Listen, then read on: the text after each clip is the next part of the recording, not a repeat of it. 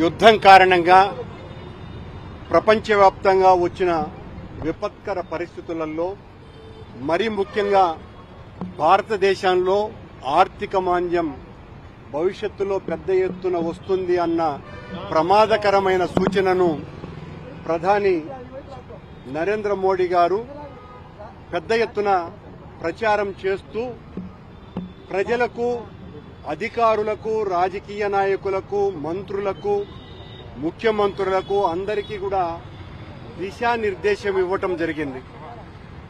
అందరూ కూడా పొదుపును పాటించాల్సినటువంటి అవసరం ఉన్నది. అది ఇంధనం గాని, ఎలక్ట్రిసిటీ గాని, జీవన విధానంలో గాని అనేక విషయాలలో పొదుపును పాటిస్తే తప్ప భవిష్యత్తులో పెద్ద ఎత్తున మన దేశం ముఖ్యంగా సంక్షోభంలో కూరుకుపోయేటువంటి ప్రమాదం ఉంది అన్న హెచ్చరికతో ఆయనతో పాటు దేశంలో ఉండేటువంటి అందరూ కూడా దాన్ని ఆదర్శంగా తీసుకోవాల్సినటువంటి అవసరాన్ని గుర్తింపజేయడానికి మరీ ముఖ్యంగా పవిత్ర పుణ్యక్షేత్రమైన తిరుపతిలో మనమందరము కూడా ఈ పొదుపు ఉద్యమాన్ని ఒక ఉద్యమ రూపంగా తీసుకురావాల్సినటువంటి అవసరాన్ని, ఆ సందేశాన్ని అందించటం కోసమనే నేను ఈరోజు దాదాపు 10 కిలోమీటర్ల పాటు సైకిల్ తొక్కి ఒక సందేశం ఇవ్వడానికి ఈ కార్యక్రమాన్ని తీసుకోవటం జరిగింది. అందరూ కూడా పొదుపు పాటించాలి. ఇది ఏ ఒక్కరికో, ఏ ఒక్క రాజకీయ పార్టీకో సంబంధించిన విషయం కాదు. 140 కోట్ల మంది భారతీయులందరి సమస్య.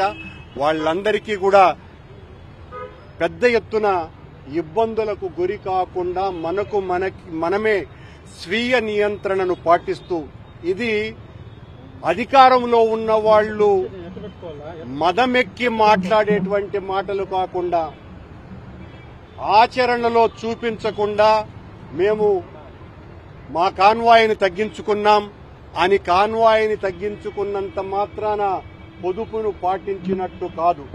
ప్రతి విషయంలోనూ కూడా ప్రభుత్వాన్ని పరిపాలించే వాళ్ళు అన్ని విషయాలలో వాళ్ల కుటుంబం దగ్గర నుంచి వాళ్ల అనుచరుల వరకు ప్రతి ఒక్కరికి కూడా ఈ పొదుపు అన్నది ఏంటి, ఇంధనాన్ని ఏ రకంగా పొదుపు చేయాలి, విద్యుత్తును ఏ రకంగా పొదుపు చేయాలి, మన ఆర్థిక అవసరాలను ఏ రకంగా కుదించుకోవాలి, ఇవన్నీ కూడా పాటించి ఆదర్శంగా నిలిచినప్పుడే ప్రజలకు అది అర్థమవుతుంది.